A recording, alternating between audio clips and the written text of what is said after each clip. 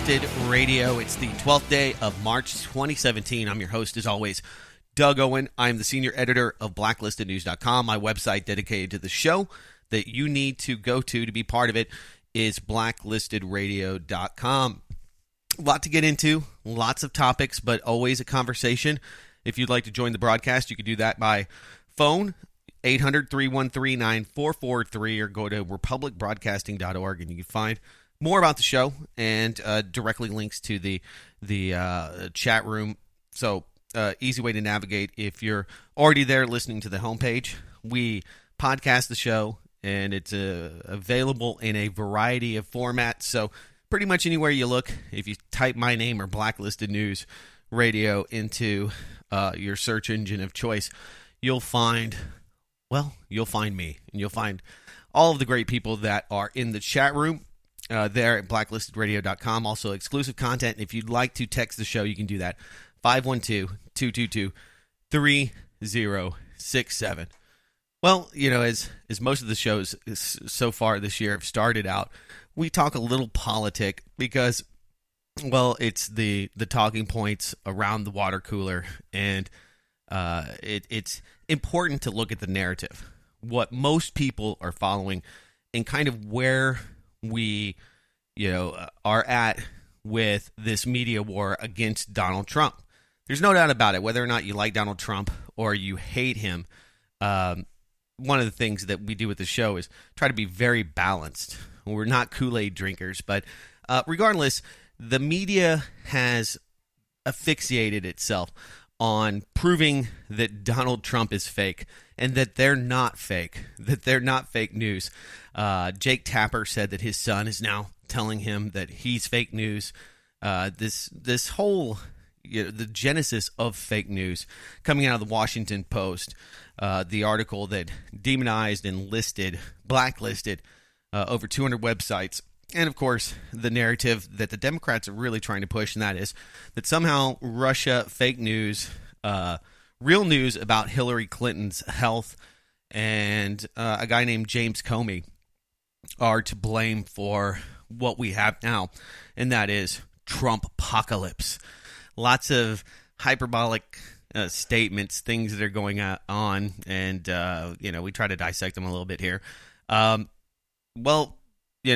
Nothing new, but there was this troubled White House intruder, 26 years of age. He managed to get outside Trump's residence before Secret Service apprehended him. He was carrying 2 cans of mace and a letter about Russian hackers. Pretty disturbed guy that was able to leap the wall.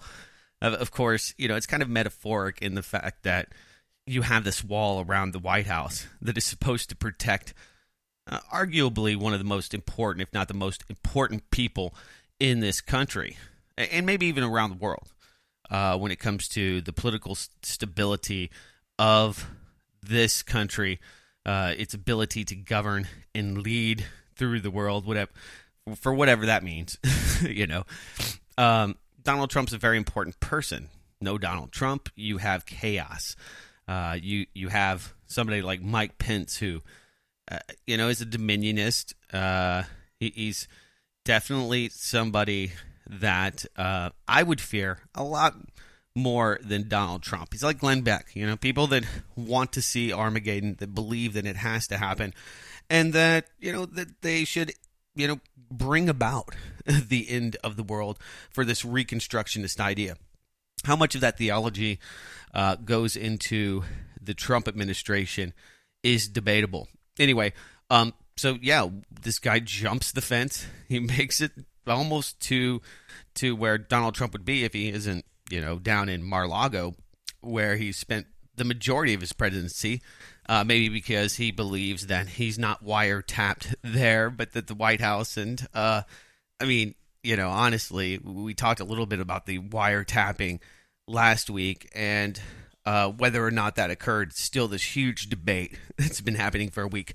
Was Donald Trump wiretapped? But anyway, so when you talk about one of the planks of Trump's manifesto, and that is to secure the border, to build more walls. This wall that is supposedly able to protect the president has been, of course, jumped multiple times in the last 10 years through multiple administrations. I mean, it's a huge number, well over 20. Ne'er-do-wells jumped this border wall to do whatever they're going to do, whether they want to drop kick the president or just read him letters about Russian hackers. Who knows? So they're putting Trump up against it. This outlandish claim that, yes, he is being wiretapped. Now, there is no debate about wiretapping. Okay, the NSA, Alexa, Amazon host multi-billion-dollar server operations that record everything.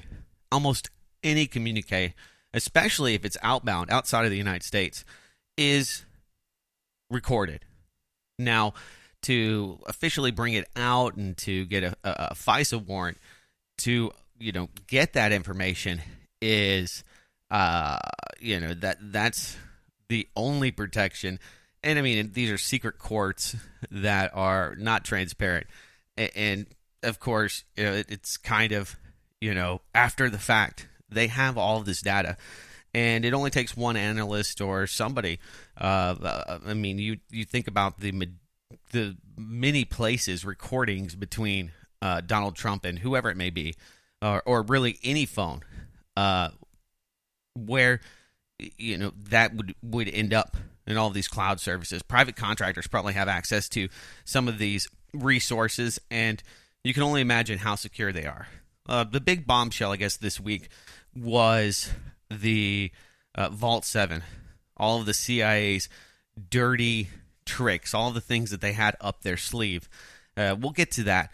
But John McCain has now put it on Trump to prove it or retract whether or not he was tapped by former bad guys, former Obama people that are loyalists, and whether that was leaked out intentionally to the media. Obviously, it has to be. There's so much just silliness that we're seeing.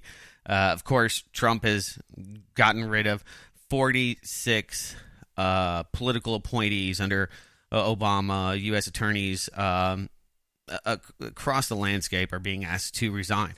It's not unprecedented. Actually, Clinton, yes, the hero of the left, fired 93 U.S. attorneys in one day. Wasn't a big story then, so it's still not a big story now. So lots of distractions that are being created either intentionally or as a product of the media's full-on, hard-on for Donald Trump. Whether you like the guy or not, I mean, that's irrelevant. The fact that they are trying so hard, the establishment. I mean, John McCain is an operator. We've talked about John McCain. I mean, he's boots on the ground. And now you have him working in tandem with, arguably one of the most important and powerful services committees, the Senate Armed Services Committee. He is the chair. And anyway, he went on State of the Union to basically bash Donald Trump. So, it's in Trump's court. What is he going to do? A lot of people think that this is just a distraction from this ongoing scandal. I mean, it doesn't seem like a scandal to me at all, but these ties to Russian foreign agents.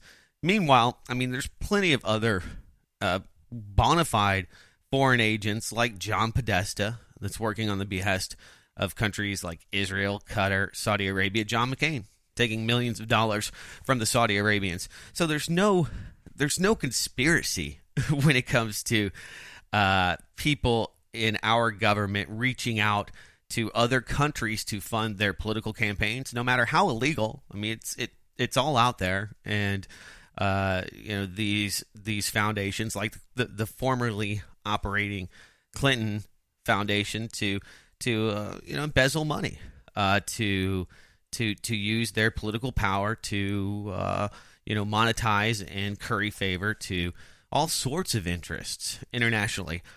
So if that's what they're saying that Donald Trump has done, big whoop. Wow, are you surprised? You don't think Rex Tillerson and Exxon have some interests in not only stability, but now thanks to quote unquote global warming, lots of oil to be tapped in the Arctic drilling. All of these things are now becoming very possible, regardless of its carbon dioxide being emitted by all of you evil mouth breathers, or it's a sun cycle. It is this opposite. I would say a lot of people that listen to the show probably do not buy into the global warming, anthropomorphic climate change, and people are obviously skeptics, as am I, because of the fake solutions and just crony of crony solutions that are provided by their government, companies like Solyndra, people like Bill Gates, and of course all of the other fear mongers and tragedy pimps like Al Gore. Try to monetize it, and of course bringing about a global carbon taxation system. So that's where that all ends up. So anyway, it's interesting because one of the things that Donald Trump has done is really pushed a platform based on fear of illegal immigrants, fear of globalization, and how that will ultimately be the demise of the working class, the manufacturing base that was America. So there's a lot of things to glean from that, but a nationalist at heart and somebody that puts America first. So there's a lot of allure to that for a lot of people. But Donald Trump, I mean, I hate to draw the comparison, but have you heard about the Voice program where the U.S. government's going to focus exclusively on illegal immigrants and bringing about statistics that will, ultimately shed a lot of light on problems that we have systemically in this country. But there's no shortage of American, blue blood, American crime. 70% of the population in this country is a criminal. We continue, to I think, I specifically continue to be very, very skeptical on border security because, of course, the elephant in the room is, illegal drugs, the drug war that has failed and has, empowered narco-terrorism throughout Central America, South America. Primarily our neighbor Mexico is victim to endless corruption. So there are things to be worried about, but if you really want to fix the problem, you have to address it. And that's something that Donald Trump has not done. He's not talked about his feelings on cannabis legalization, industrial hemp, or any of the other things that could and very well may make America great again. But there was this really interesting piece that came out of the Kansas City Star. One of the things that we have is this new immigration policy that people are saying is a Muslim ban. If anything, it is a dent in the road. It is a delay. Okay, at most, it's a delay. It's a vetting process, no matter how inconsequential or useful it may be. But it's a fear that we have terrorists coming to this country, and thus we have to have these new security protocols. Not only that, but the people exiting this country are going to have to show documentation. The IRS now has the ability to hold people in this country. If you owe some money on your taxes, maybe you don't get your passport, or you get flagged coming into this country. Border patrol and or the checkpoints, TSA, all of that, customs, immigration is getting really ridiculous. And there's a lot of people that probably don't want to come to this country, and if I was in another country, I would want to have to go through all of that. So, is it really making America safer to have these extra checkpoints and this new doctrine? Of course, the TSA this week told local police departments or nationally across the country that they better prepare for people to file complaints about sexual harassment, and people are going to be touched in a very private way. You're going to have your junk touched by the government, and that's just one of the things that they're going to have to do because, of course, they're not proficient in the TSA not being able to stop people with guns in bombs going into the airports. The solution, of course, is the government touching you in your children's private areas. So I'm not real happy with those solutions. So anyway, it's the fear of shadows. It's the fear of terrorism, specifically, as he calls it, Islamic terrorism, that has justified, all of the federalized powers, of course, giving asset forfeiture back to police departments, funding for a national type police force. I mean, these are all things that he's talked about, and it's pretty straightforward. So I saw this, and I thought it was mention worthy. FBI uncovered Sting's foiled terrorist plots that it created. Announcements of foiled terrorist plots make for lurid reading, writes the Kansas City Star.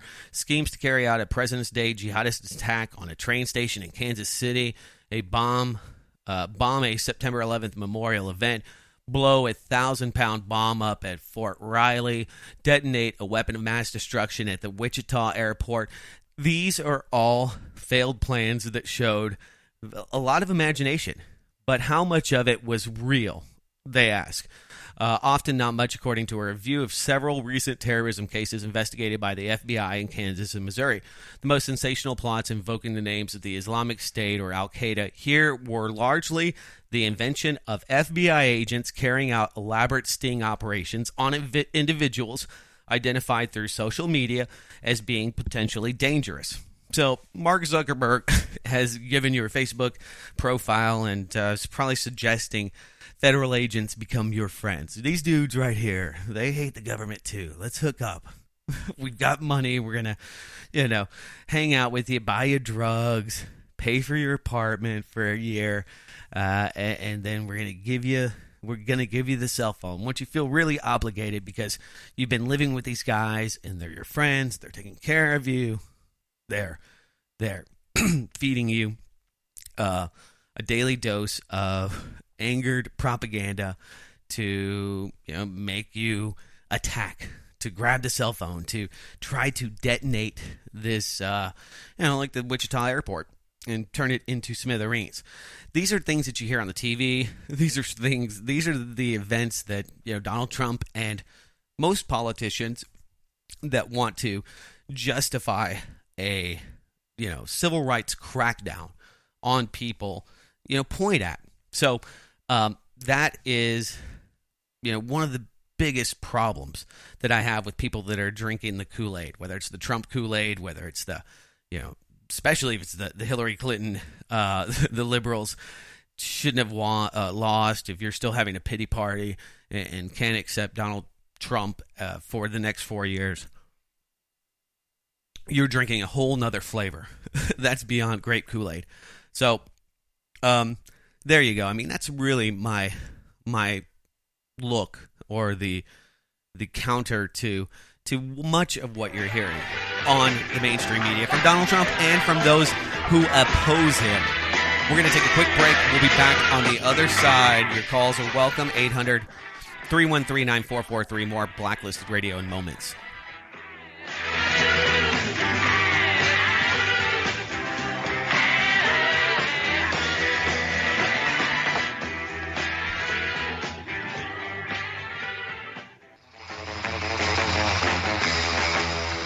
Welcome back. It's Blacklisted Radio. So I mentioned Vault 7. Not a lot to say about it other than it's the vindication of conspiracy theorists and other people in the tech community that have been, very outspoken about, this real problem, and that is the CIA working with Silicon Valley, creating tools to make it seem as if Russians were maybe, conducting cyber espionage, cyber warfare. I mean, it's a dangerous game, and a lot's changed in just the last 5 years when it comes to U.S. Cyber Command and its power to offensively attack targets. There was the threats by Barack Obama to attack the Russian banking system during the election. So you talk about threats and intimidating things that have been said. That's probably pretty scary to a Russian, wondering whether or not they should exit said bank, creating potential bank runs, things like that the media just completely forgets, whitewashes. So yes, it's true. The government can hack into your Samsung TV. Worse yet, companies like Vizio have used data recorded on their smart TVs. They're in the middle of paying millions of dollars. Probably not to you, not to people being spied on, but in a class action lawsuit for doing this exact thing. So it's not only the CIA, it's private corporations, and it is this wide world of the Internet of Things and all the data that's collated. Story today on Blacklisted News that I think is more relevant. Remember, let's see, to think twice about connecting those sex toys to the internet.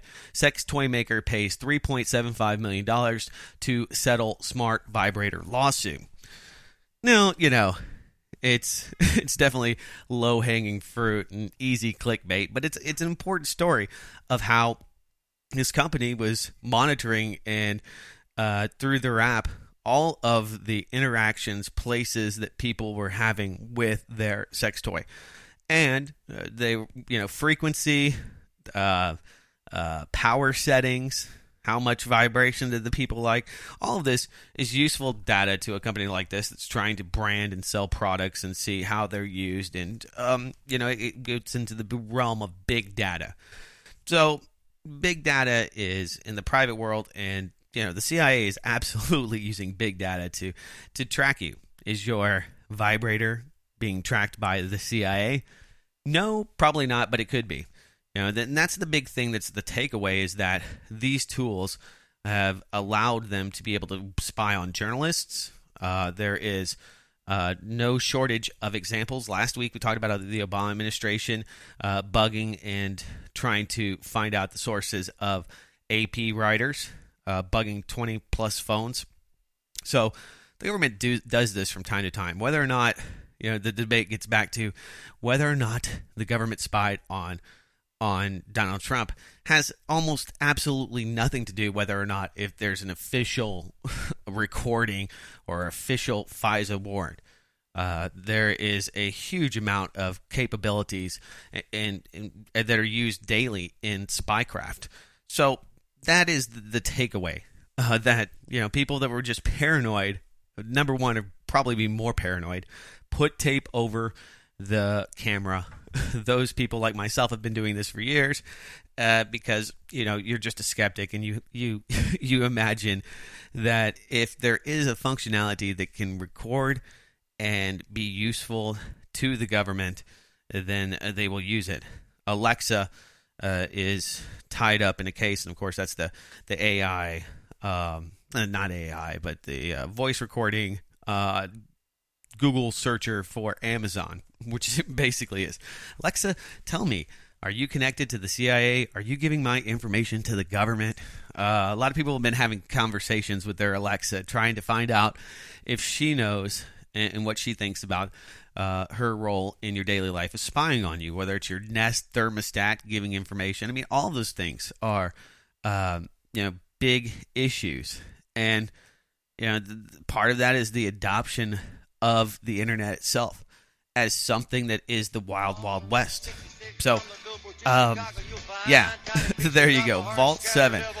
Lots of zero-day exploits, and it made the internet less safe, especially the software that was bugged and had backdoors in it. So there's a whole nother topic to be had. More on the other side. It's Blacklisted Radio.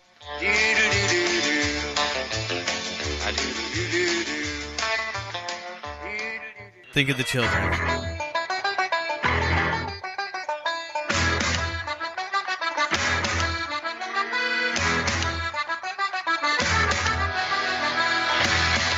All right, welcome back. It's Blacklisted Radio.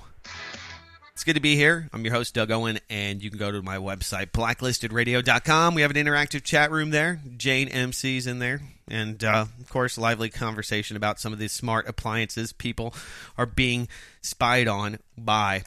And, there's this narrative that needs to be addressed, and it's that, the government doesn't have the time and or the want to, listen to the recordings of you, or to go through your Instagram photos, or to go through your Facebook. It's not practical, and they're focused on the external threats that face the nation. Well, one of the things that the federal government has done is in both sides. I mean, even under the Trump administration, you would think more so that this would be a huge deal, and that people in media would be concerned. And of course, the people in media on your TV that aren't concerned that the spy apparatus has this ability to spy on everything they do tells you a lot. Tells you that these people are more than likely on the dole. That they know that what they are broadcasting every day is fully vetted, and it is the message from the Ministry of Truth. So that's my takeaway. Let's talk about TrumpCare. Why not? Does Trump care? Is it going to be the bloodbath that we're hearing? I looked a lot at TrumpCare, and this is something that I was definitely really interested in to see if it meets the hype, trying to find some kind of balanced view of TrumpCare. And, if you go to the left, it's the worst thing that's ever happened. It's horrible. Horrible. It is the end of healthcare. Millions of people are going to die. And on the right, there isn't a lot of support, but this is no big deal. Here's some of the planks that I got from the TrumpCare website. So whether or not this is just a proposed bill, this is probably not what will end up being law if there is any repeal of Obamacare. It repeals, my biggest question, the individual mandate, the tax penalty for not having health insurance coverage. Do I think that it's a good thing to have? Sure. But it's not something that I think the government can constitutionally make you purchase from government-approved health providers. That is just not a role of the federal government, and I think that when you don't have a market, that's when you have inflated prices, when you have the FDA, insurance companies, and, of course, the never-ending tap, which is Medicaid and federal money and subsidies. You're going to be paying $1,000 for that ibuprofen. So that's one thing to take away from it. I hope this passes. One of the things that people, of course, are worried about is that rather than the federal government giving the money to the healthcare companies and paying for the healthcare, they're going to replace it with subsidies, with refundable tax credits. So you still have to come out of pocket if you want to. This means the people that probably are going to continue to have healthcare and pay for healthcare will probably get a reduced cost. And this also means that there isn't a government guarantee to subsidize all of the people that it is pushing onto the insurance rolls right now. So, of course, you're going to have to come out of pocket, and then, you might get more of a refund, I guess, depending on where you're at. If you're making, $40,000 or less annually, whether that's a reality or something that you can afford. And the truth is that a lot of that was just unaffordable for those people that weren't completely subsidized.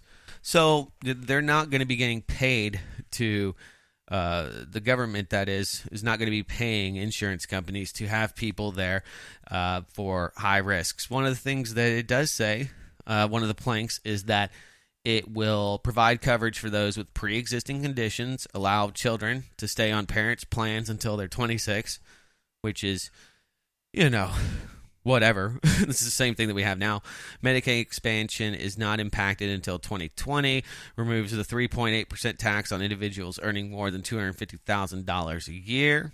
Yeah, I mean, that's just an added tax on people to pay for other people because of the mandate, because you have this federalized business. And what they say is it's going to place more focus on encouraging people to open health savings accounts. So, people at Goldman Sachs are putting their hands together. All these health savings accounts. Oh, the usury. So, there you go. I actually think it's better than Obamacare in a lot of ways, at least from what I'm seeing, if this proposed law actually comes to fruition. I remember Nancy Pelosi saying things like, you have to pass the bill before you can see what's inside of it. It's a secret bill, okay? We vote for jobs. Stuff like that, which is, amazingly scary, where we have, that is the shadow government, where people are just uninterested. It doesn't matter what's in the bill, what's becoming law. It just feels good, and the media just tells people, hey, you want jobs? Vote yes. Okay, who doesn't want jobs? Everybody does. Of course, there's some other interesting health news. New GOP bill lets companies force employees to take genetic tests. And this is leading us to the dystopic Gattaca version of where this may go. Brave New World or 1984, or some, amalgamation, some variation thereof. New bill introduced by Virginia Cox, who's a Republican in North Carolina, and approved by the House Ways and Means Committee, would allow corporations to force employees to undergo genetic testing and then share those results with third parties. In theory, this is already illegal thanks to a 2008 law known as GINA, GINA. This type of behavior is also regulated by the Americans with Disabilities Act. The new House bill, H.R. 1313, gets around these issues by preemptively declaring that workplace wellness programs offered in conjunction with an employer's sponsored health care plan shall be considered to be in compliance with GINA, the ADA, and everything else. So, if you're like me, you work at a corporation, and one of the biggest issues that they have to deal with is healthcare insurance. And so to make it cheaper, to get those reduced rates, genetically forcing your employees to be genetically tested. Companies doing this as part of their wellness programs to get discounts. This is a money grab, number one, by genetics testing corporations. But if you think about it, it really empowers healthcare companies to assess your pre-existing conditions and or your propensity to have other medical issues in the future. So, the old paradigm is that it's always a bet, right? It's a betting man's game. It's just like the stock market. You take in a customer and you bet by their age and, whatever information you get from them from a survey. Do you smoke? Yes, no, blah, blah. Do you have breast cancer in your family? Yes, no. So they take that piece of paper, your sworn testimony, I guess, legal information, and they create a profile on you, and they say, okay, well, you're 35, you're going to probably live for a long time, so we're going to charge you X amount per month. Well, that's guessing. that's a risk. And it's just like a bank. I think that the reason that they get to charge interest usury is because they're taking a risk.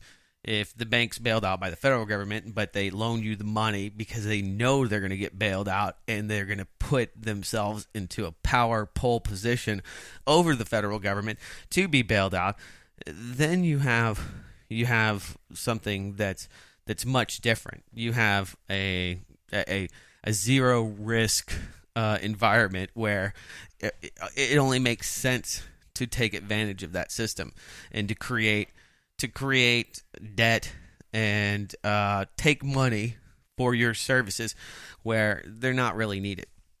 But, a bank, people want money, so they're making a bet. Chances are you're going to pay off. But if you do, they win because they got the interest. So that should be, a risk-reward thing. Of course, in that means that with technology, the companies that bet on your risk, that provide you services based on their ability to make profits off of your healthcare, they're going to be as intrusive as possible. Anything that they can put to get a better grasp on that and to make more money at the disinterest, ultimately, of the people purchasing the product. I mean, they're going to. It's there. So these are the kind of things that are in the background that I think are really important. The mainstream media doesn't want to broach the topic because once you start talking about it, once you start talking about this relationship and how, having a forced healthcare system creates an incentive-based, insurance companies, it creates this unfair advantage, or at a point where people can't get treated equally. There's no equality. Now, maybe not a big deal if, it was, set in stone that, insurance companies could not take away pre-existing conditions, cannot charge you more based on the fact that you have, a brain tumor. But then you have, the government forcing people companies to lose money because it's the better thing to do. And then you get to this really, I think the most important question is how do you dictate morality and what's, socially equitable, with government rules, laws, and private companies that are trying to make money. The public-private partnership that it becomes. So, long way to go from a solution with TrumpCare, but I think it's a better alternative to what we have. So, one of the interesting things I noted is that, I live in Austin, Texas.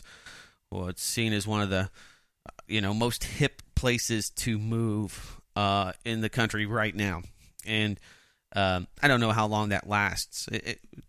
I guess maybe to the point where, so many people, not enough jobs creates, a problem where you don't really have or can enjoy the things that you find here. People from California have enjoyed being able to sell their homes for the last, 10, 15 years and come here and live pretty darn well. Sell a house for $1 million in Southern California, and you can come to Texas and you can live in a little McMansion not too far from Austin, Texas. So, this interesting report came out. It says California is exporting its poor to Texas. California exports more than commodities such as movies, new technologies, and produce. As Sacramento Bee reports, it also exports truck drivers, cooks, and cashiers. Every year from 2000 to 2015, more people left California than moved in from other states. This migration was not spread evenly across all income groups. The report said the U.S. Census Bureau's data found the people leaving trend to be relatively poor, and many lacked college degrees, move higher up to the income spectrum, and slightly more people are coming than going. About 2.5 million people living close to the official poverty line left California for other states from 2005 to 2015, while 1.7 million people that had higher income levels moved in from other states. So you have really this elitist issue that rich people are going to be the major demographic and a growing demographic in a place like California, primarily due to the amounts of taxes, just ridiculous amounts of taxes, state income tax and the like, that people have to pay. So to be able to live there, you have to make a lot more money. That's something that, we're seeing right here. Now, the majority of the people that were under the poverty line, cashiers, cooks, other people that are not making enough money to live in California, primarily moved to Texas. So that will continue. But you see, you have this just, I don't know, the weird dynamic of people moving around the world and all over. Especially when I look at like California, Las Vegas, people move to places like Las Vegas to get away from government, and to have the ability to have less laws. I mean, that's really why, the cartels that started the gambling paradise that is now Las Vegas went out to the middle of the desert, and they created this oasis, this just huge city that requires so much electricity and so much water out in the middle of the desert. And you're like, why would people, normally people would not migrate or go to the desert, but to escape laws, to escape, taxes, to do a whole lot of things to get away from government, people will, restructure society to make it more advantageous. Places where you can have things like prostitution because you don't have a huge demographic of local people or, the people that have been in Nevada because it was pretty desolate before all of the attractions and, the Industrial Revolution and shovel-ready jobs. Of course, the big river and the dam, the biggest, in the country. If you didn't have that, then you probably wouldn't have a lot of things. You wouldn't have that dam if you didn't need so much electricity for Las Vegas itself. And you think about the other ecological consequences of this move away from government, and it's just fascinating to me to see why people are moving and how that you create wealth and you create disparity for people throughout the area.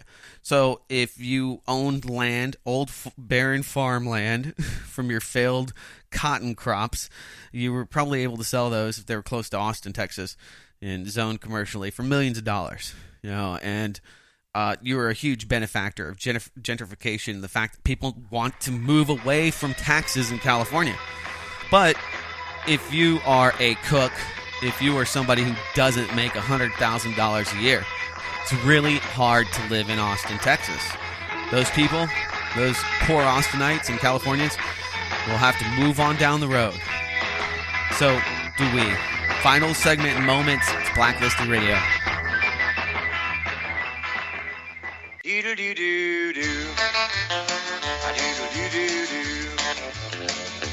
All right, welcome back.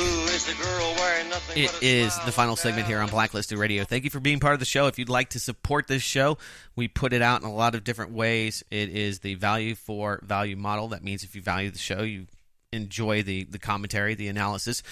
Show your support by going to blacklistedradio.com, making a small financial contribution or a large one is always appreciated. Please let people know about the show. It's the other way to do it.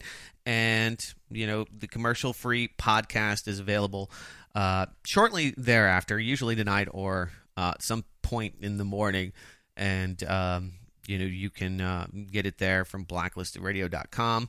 And you have to thank, and I do, all the people that do support the show because they make it possible. So the people that are the producers, the listeners out there, they make this possible. So, interesting piece from the New York Times: elites chartering getaway boats in case of a Manhattan emergency. Now, if you have enough money, you can become paranoid. It takes a lot of money. I don't have that much money. I'm going to be one of the people that's looking for the next place to go because I'm getting outpaced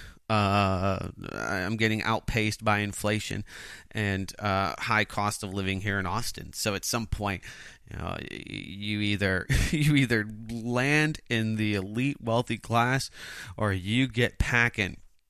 That's just the way it works. And maybe at some point we'll be packing it back to California. Maybe not. Probably not. So anyway, paranoid New Yorkers now have a speedy way out of the city should disaster strike. Chris Dowie, co-owner of Plan B Marine, runs a marine evacuation service which advertises the fastest possible way out of Manhattan, whether it's a power failure, blackout, grid failure, bad weather, flooding, terrorist attack. You name it, there's a doomsday scenario that he can prepare people for. Now, this is just a brilliant business strategy. It's a way to tap ultra-wealthy people to provide a type of insurance. Now, people like you, like me, like most people, they worry about the cost of health insurance. These kind of people don't. They have all sorts of other types of insurance. If you're building bunkers, I don't necessarily think, and this is where people take it, that this is some kind of sign of the apocalypse or bad things coming to Manhattan. I don't think that. I think this is more of a piece about, people that are prepping and the type of people that are looking at, disaster plans, the Plan B option. Luxury bunkers are on the rise. People are looking to, Donald Trump has empowered a lot of Democrats to become gun owners. We're seeing a lot of people on the left bracing in their own ways for the apocalypse, fearing that Donald Trump will bring that about. So you've seen a paradigm shift. People are like, well, maybe I do need a gun. Maybe I do want to protect myself from my neighbors when Donald Trump blows up the economy. And some of these liberal banker types that you would find in New York City, the rich New York elite, I could see them, buying in and paying for this. So these things are maybe a sign of the times, or just the overall perception of danger that people have. Of course, danger sells. The only thing that sells better is sex. I have virtually neither to sell here on this program. I want to thank you for being part of it. I'll be back next week for another live edition of Blacklisted Radio. Via con Dios, my friends, and take care.